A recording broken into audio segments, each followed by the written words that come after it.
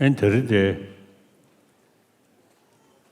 안다다 자신 다 porque Hoje nós estamos reunidos aqui, como todos os anos, e nós estamos aqui para ouvir os discursos de Dharma.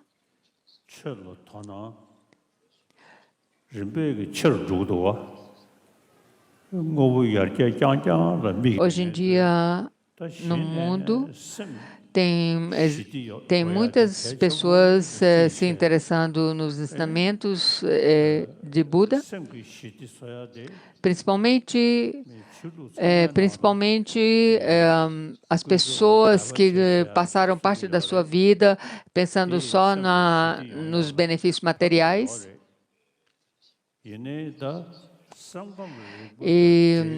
Quer dizer, não era só nos ensinamentos budistas, mas tem muitas pessoas que, desiludidas por ter se preocupado só com os bens materiais, estão se preocupando, procurando por uma via espiritual. É claro que todas as tradições pode ser de benefício a todos os seres, mas sobre a psicologia, o budismo tem muito a ensinar, e por isso hoje em dia tem muitos cientistas que estão interessando em saber como é a abordagem do budismo sobre a mente. E os ensinamentos budistas é uma via para nos ensinar a trazer paz na nossa mente, para trazer transformação em nossa mente. Isso é a realidade. E também, do ponto de vista científico, é a realidade, que todos nós procuramos a paz mental e trazer transformação na nossa mente.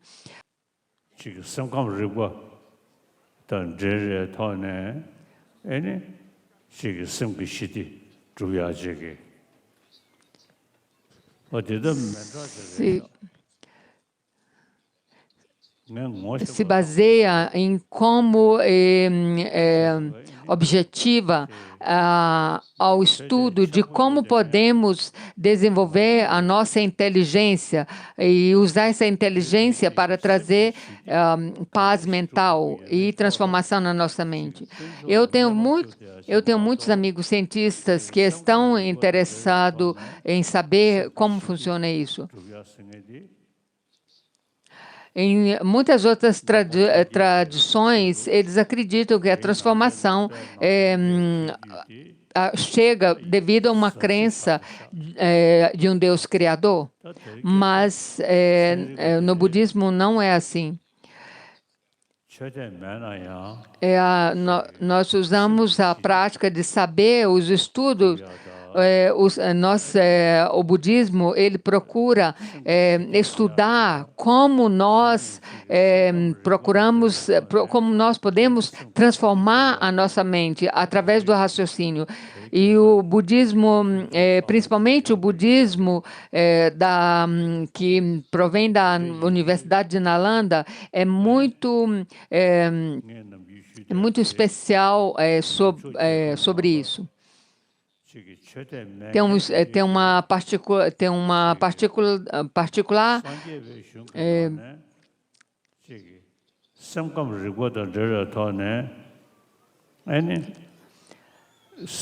então, o budismo que é estudado na Universidade de Nalanda abrange mesmo aquelas pessoas que não têm uma fé religiosa. E muitas dessas pessoas que não, às vezes, muitas das pessoas também que não têm uma crença religiosa prestam atenção nesses ensinamentos do Buda, onde se estuda onde tem as ferramentas, faz um estudo para reduzir as nossas emoções negativas mentais, principalmente a raiva, principalmente para diminuir a nossa raiva, nós devemos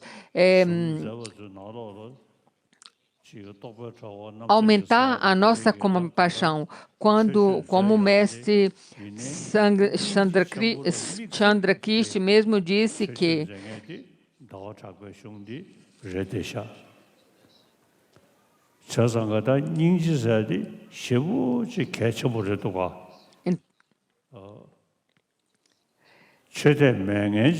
principalmente no primeiro capítulo de Chandrakirti, entrando no caminho do meio, ele presta muita atenção na compaixão.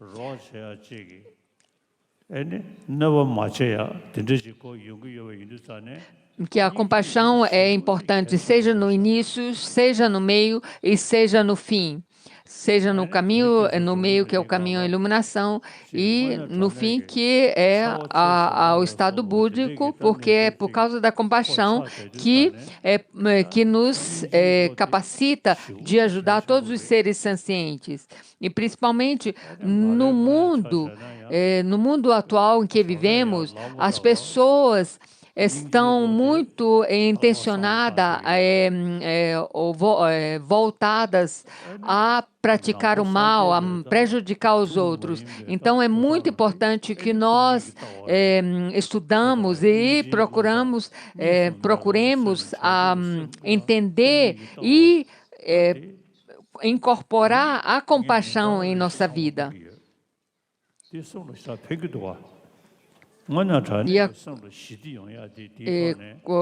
O verso que Sua Santidade mencionou é: a compaixão é a semente primária para a abundante colheita do estado búdico, e para o seu crescimento esta é a água. E finalmente, e no fim, é o que amadurece como um estado de prazer duradouro ou estado búdico.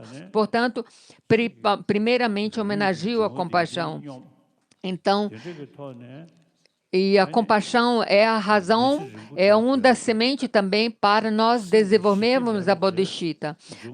Porque se você tem esse amor afável, essa compaixão e essa bodhisattva, isso é aquilo que induzirá você a cultivar a paz mental. E quando você tem a paz mental desenvolvida dentro de você, as coisas são muito mais fácil.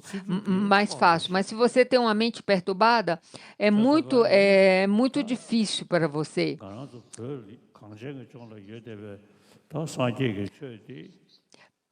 E se você não tem uma paz mental, isso perturba também a sua saúde física e provoca você muitas doenças. E ao contrário, então, se você desenvolve uma paz mental, você vai ter uma vida longa.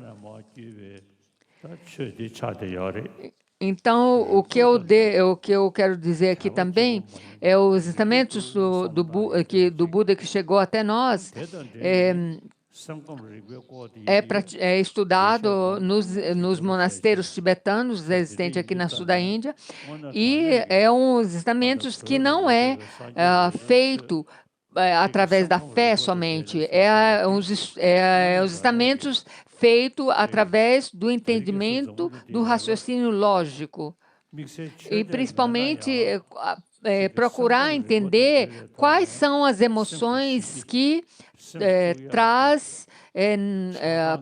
perturba a nossa mente, nos traz aflições mentais. E quais são as emoções que traz a paz mental? Isso é muito importante no mundo de hoje. Então, através dessa compreensão, você tenta reduzir as emoções negativas que perturbam a sua paz mental e cultiva as emoções positivas que traz paz mental. Então, compreender isso e compreender isso profundamente, trazer e incorporar isso na nossa mente é muito importante. Eu acho que o rei Swanseng Gampo tinha uma grande personalidade, porque ele mesmo que ele tenha se casado com uma princesa chinesa, mas a falar do budismo, ele olhou para a Índia para aprender as escrituras e para trazer o budismo para o Tibete. E no século VIII, o mestre Shantarakshita foi convidado para vir até o Tibete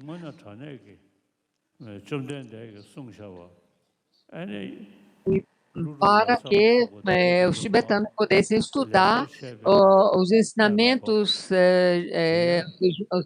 deixados por Buda na sua própria língua e estudar por aqueles mestres que estudou na Universidade de Nalanda.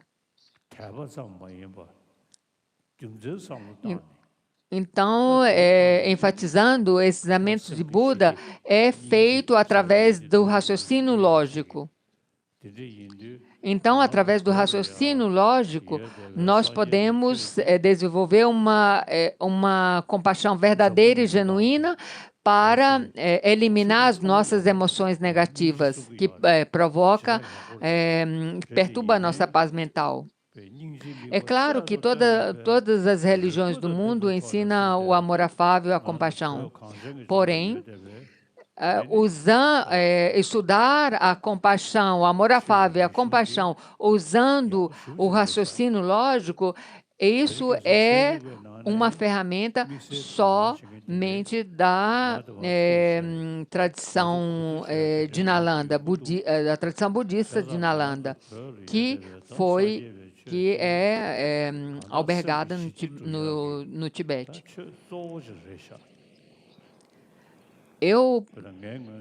Através da minha análise, eu acho que os ensinamentos do Buda que nós temos no Tibete, que nós mantemos no Tibete, é muito importante.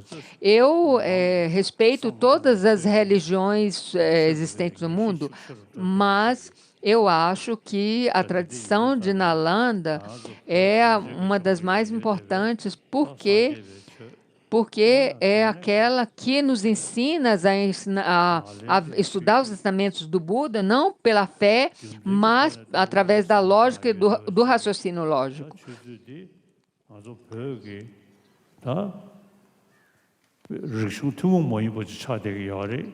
Então, ela nos ensina a pensar nos ensinamentos do Buda por meio do raciocínio lógico. E nós temos, nós tibetanos mantemos, até hoje mantemos ou preservamos esses ensinamentos e estudamos esses ensinamentos. 지금 다구자단데 칸에 샤워서 많이 봐.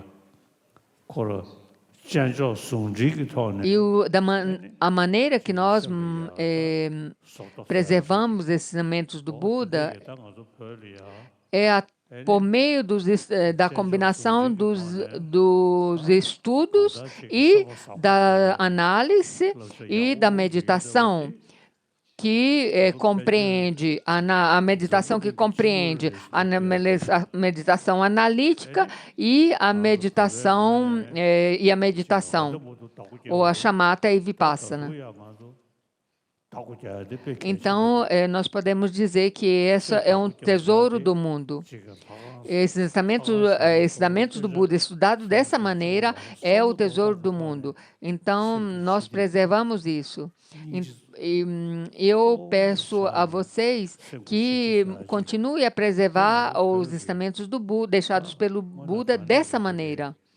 Estudando através da lógica e combinando com os dois tipos de meditação.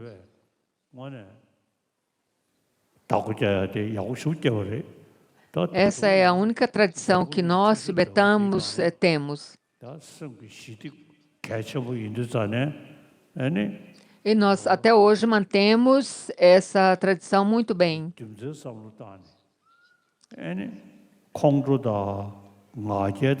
Então, no mundo atual, onde tem muitas tentações, é muito importante que nós entendamos muito bem esses ensinamentos e devemos compreender bem o que é que perturba a nossa mente. A prática da arrogância é uma que perturba a nossa mente. Nós devemos entender muito bem, por meio do raciocínio lógico, quais são as emoções negativas que afligem a nossa mente, perturba a nossa mente, tira a nossa paz mental. Então, se você quer ter uma saúde física, essa tradição estudada dessa maneira, porque ela estuda as emoções que perturbam a nossa mente e como erradicar, desarraigar essas emoções negativas que perturbam a nossa mente e traz a nossa paz mental e o que influenciará a nossa saúde física. É muito importante. Então, é muito importante desenvolvermos a paz mental dessa maneira.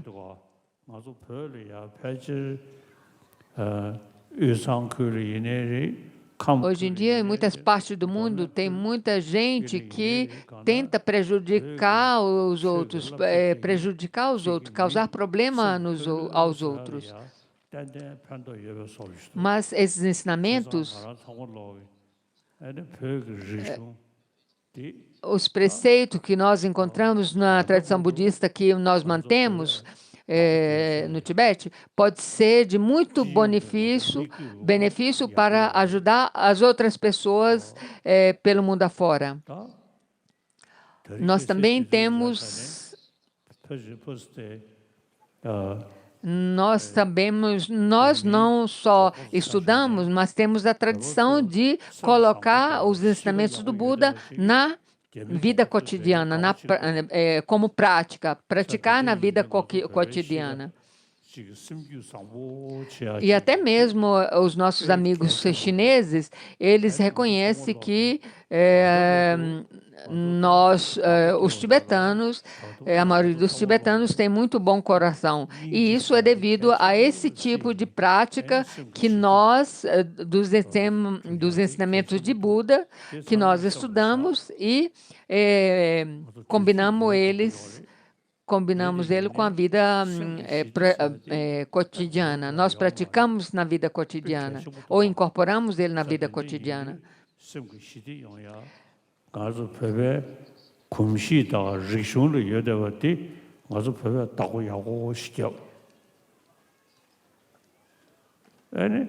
가서 법을 정이 그 다고제에 타라 대리께서 벽을 지금 타라 Então, nós devemos continuar mantendo ou preservando a nossa tradição. 전화 싸워체 되기도 아니 말한저 소소 파면에 Em outras partes do mundo, norte, o sul e assim por diante, tem muitas pessoas que estão se interessando em saber mais sobre o budismo, sobre a nossa tradição de Nalanda.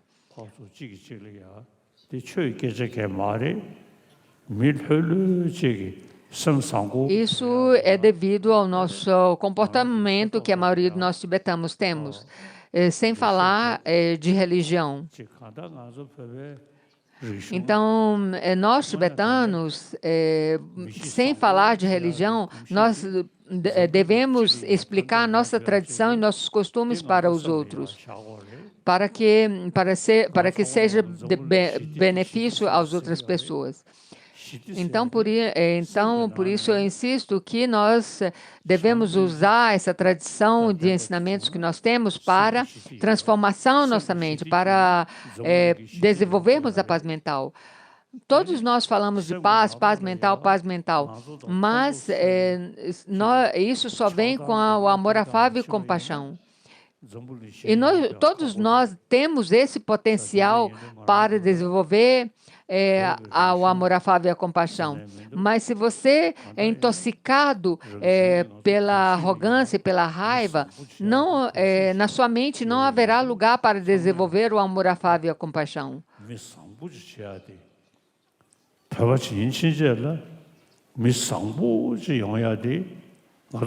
Nós temos a prática também da moralidade, e por isso que nós temos a responsabilidade, nós tibetanos temos a responsabilidade de espalhar isso para o benefício das outras pessoas. Isso vocês têm que manter em mente.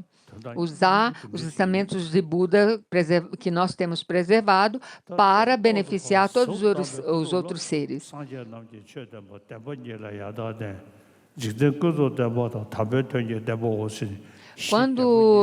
Esses ensinamentos, quanto mais se você se aprofunda, como é dito na Nagarjuna, os ensinamentos do Buda é baseado nas duas verdades, convencional e a última. Essas duas verdades é estabelecida pela lógica, por meio de Nagarjuna e de seus seguidores. Então, a tradição budista que nós preservamos não é uma fé cega, como alguns chineses ainda dizem. Mas mesmo que alguns dos chineses dizem isso, mas tem muitos deles os chineses dentro da China que estão se interessando do budismo pela maneira que ele é ensinado.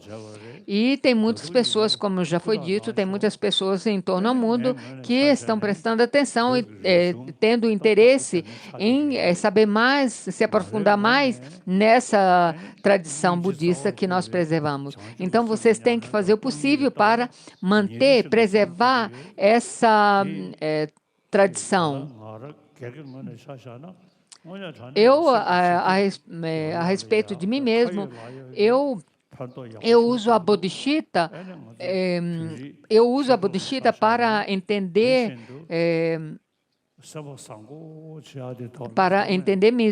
eu mesmo, e eu acho essa prática muito benéfica para desenvolver uma paz mental. E eu também quero pedir a meus amigos que vocês desenvolvam, por favor, desenvolvam um coração afável.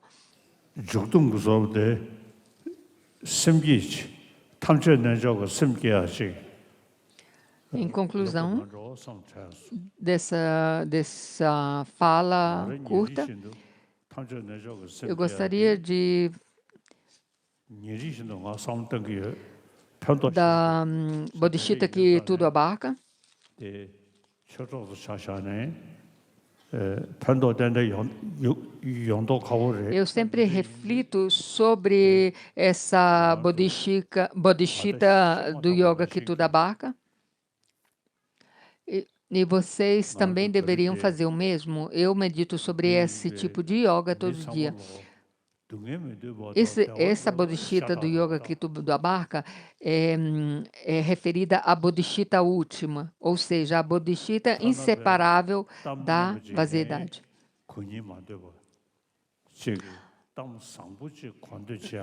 Nós não queremos que nossos amigos sofrem, mas é isso que nós. Mas infelizmente nós ouvimos essas coisas.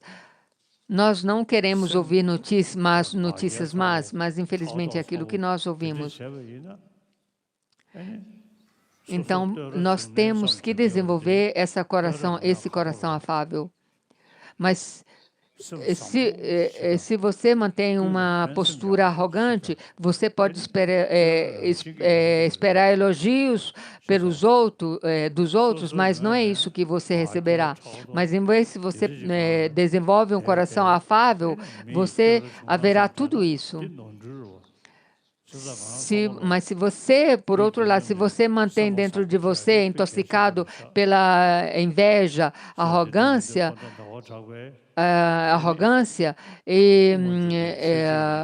então as pessoas não chegarão perto de você.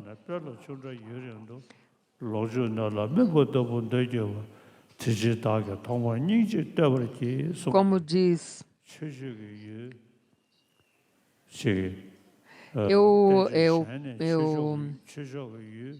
eu elogio a compaixão porque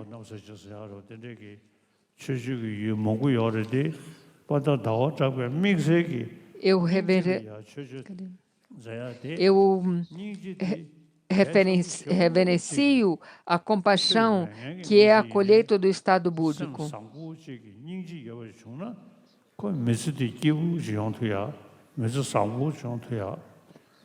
É como a água para o crescimento, para esse estado búdico. Então, a compaixão, a grande compaixão, é o caminho para a nossa paz. Então, se você desenvolve a compaixão, é só você que ganha, é você que vai ganhar. A compaixão é a fonte principal, abundante para o estado de Buda, o estado búdico.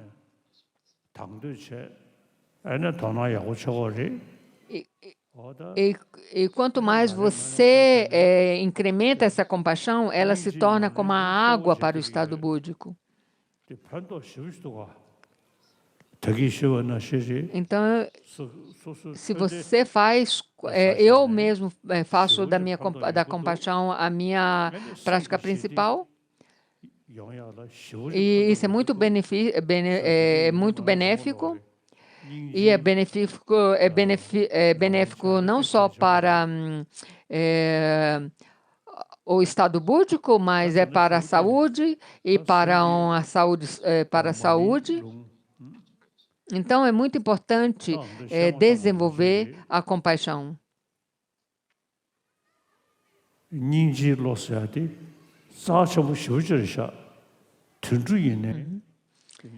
Como eu disse, a grande compaixão é muito precioso. Até mesmo os animais apreciam uma pessoa que tenha compaixão.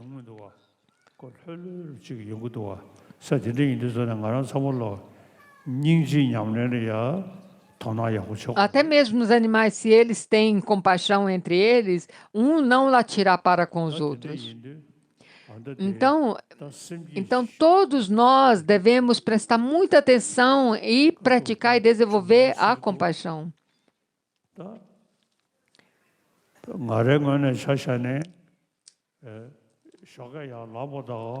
Eu vou fazer a cerimônia dessa bodhicitta do Yoga Kyuto da barca e a transmissão de alguns oral de alguns mantras. E assim que eu me levanto de manhã, eu medito sobre a bodhicitta,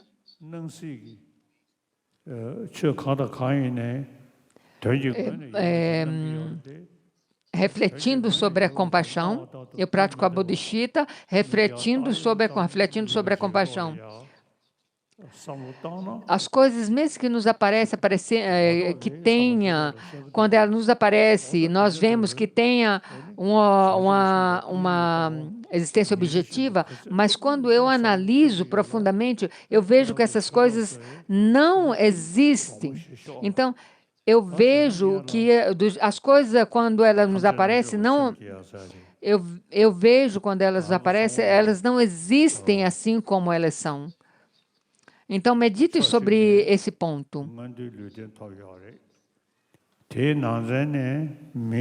Então, medite sobre a compaixão e medite sobre a vaidade dessa maneira, que nenhuma coisa tem uma existência objetiva.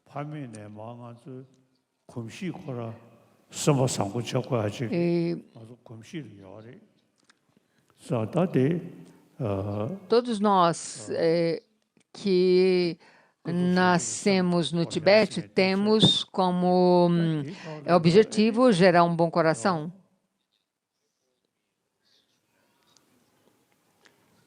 Então, eu vou fazer com que dar umas instruções para meditar sobre a bodhicitta convencional.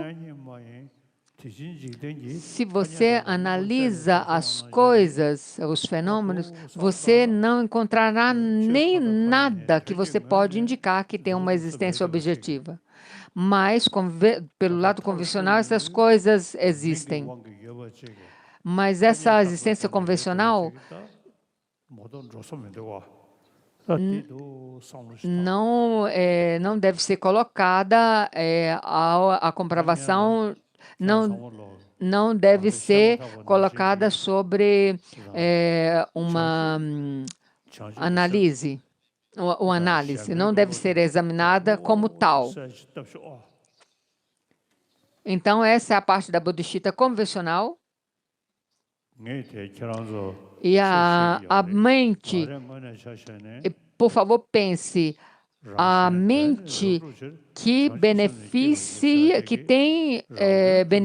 beneficia as outras pessoas.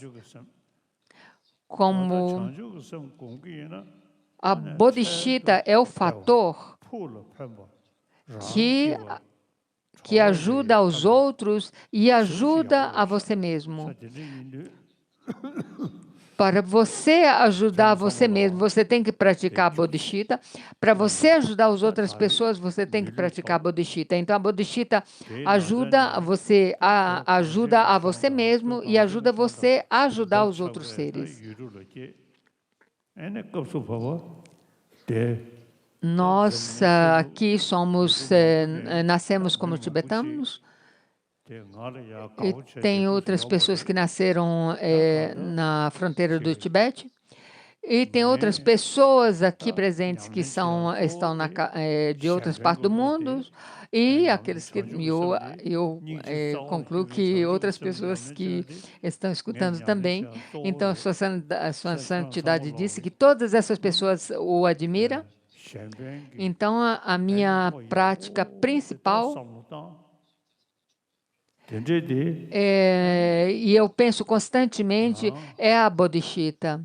Então, mas essa bodhicitta, que é a minha prática principal, tem a raiz na grande compaixão, na compaixão. Então, o importante é você gerar um bom coração para ajudar os outros seres. Nesse corpo humano, como ser humano, no seu coração, imagine ou visualize que você tem um disco de lua horizontal, branco. Essa simboliza a Bodhicitta. Esse disco de lua no seu coração, como ser humano, simboliza a Bodhicitta. E mesmo que você pensa, eu sou isso, eu sou aquilo, e como esse eu parece na minha mente que eu sou existente solidamente por mim mesmo, independentemente. Essa noção que nós temos de nós mesmos não existe. Mas o jeito que eu percebo, o que eu me percebo é puramente, meramente uma designação, um rótulo. Então, imagine que, mesmo que eu apareça existindo como eu existo, eu não existo assim como eu apareço. Então, medite sobre isso, isso é a vazeidade. Então, imagine que essa compreensão que você teve da não objetividade de você mesmo se transforma em um Vajra em pé sobre o disco de lua no seu coração. Então, essa é a Bodhicitta, a mente da iluminação para ajudar os outros seres sencientes, e a vazeidade.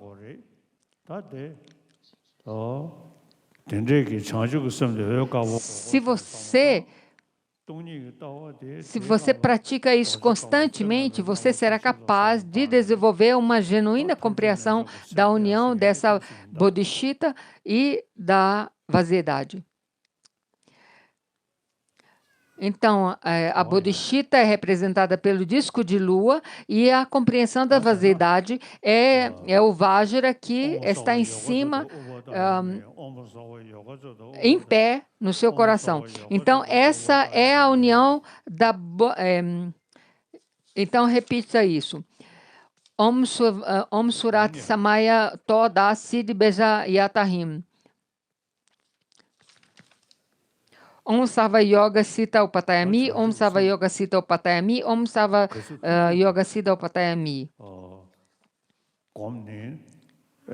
Então, isso significa, eu vou gerar a Bodhicitta Sarva Yoga, ou seja, a Bodhicitta última, que é a união inseparável da Bodhicitta e vaziedade. Então, cultivem esses dois, a Bodhicitta convencional e a vaziedade, e depois combine a inseparabilidade desses dois, que é essa Bodhicitta que tudo abarca. Isso é a minha prática principal de Bodhicitta, e essas duas, a compreensão a prática da Bodhicitta e da compreensão da vaziedade, é a minha prática principal, a inseparabilidade desses dois. Essa compreensão direta não vai acontecer de um dia para o outro, mas se você pratica todos os dias, constantemente, continuamente, isso um dia pode acontecer, e isso será de muito benefício para você. Ou seja, beneficiará você imensamente. Sua Santidade está repetindo de novo que a Bodhicitta em forma de lua no seu coração o disco de lua no seu coração emitindo raios de luzes simboliza a Bodhicitta,